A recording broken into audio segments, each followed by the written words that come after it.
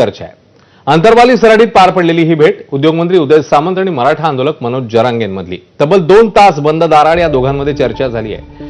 उद्योगमंत्री उदय सामंत हे छत्रपती संभाजीनगरमध्ये कौशल्य विकास कामांची पाहणी आणि आढावा बैठकीसाठी आले होते। मात्र हा अधिकृत दौरा बाजूला ठेवत ते थेट अंतरवाली सराडीमध्ये मनोज जरांगे यांच्या भेटीकरता पोहोचले।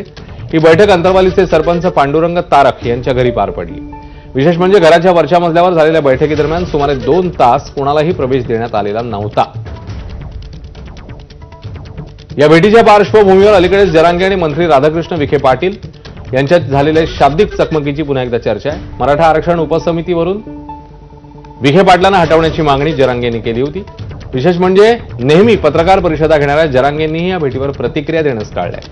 त्यामुळे या बैठकीमागे नेमकं काय कारण आहे, विखे जरांगे वादाशी त्याचा काही संबंध आहे का, याचा तर्कवितर्कांना आता उधाण आलंय। ज्या काही नियमातल्या गोष्टी आहेत ज्या दादांच्या माध्यमातून झालेल्या आहेत आणि सरकारनं केलेल्या आहेत त्याची अंमलबजावणी व्हावी ही आमच्या सगळ्यांची इच्छा आहे। त्याच्यावरच चर्चा झाली, त्याच्यामुळे दुसरी कुठलीही राजकीय चर्चा नाही। कुणीतरी टाकलं की अजून काही राजकीय चर्चा करण्यासाठी मी आलो। मी अनेक वेळा या भागात आल्यानंतर त्यांना न सांगता त्यांची अपॉइंटमेंट न घेता माझे त्यांचे घनिष्ठ संबंध असल्याने येऊन जातो आणि त्याच गप्पा मारल्या आणि त्याच्यामध्ये चर्चा देखील झाली उपसमितीमध्ये काय काय करायचं। काहीच दिवसांपूर्वी मराठा आंदोलक मनोज जरांगेंनी मराठा उपसमितीबाबत काय मागणी केली होती आणि विखे पाटलांनी त्यावर काय प्रतिक्रिया दिलेली तेही पाहूया।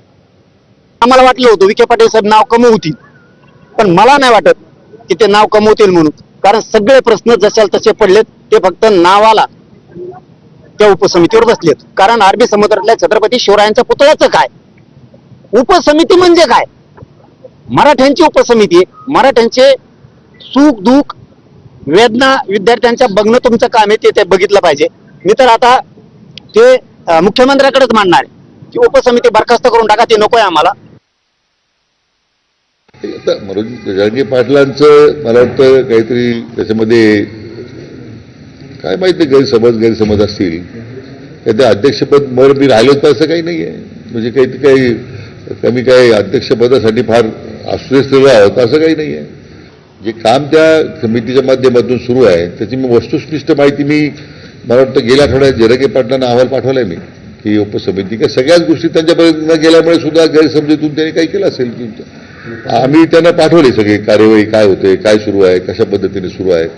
आता त्यांच्यानंतर मी त्यांच्याशी स्वतः बोलणार आहे परत की आणखीन त्यांच्या मनात काही शंका असतील तर।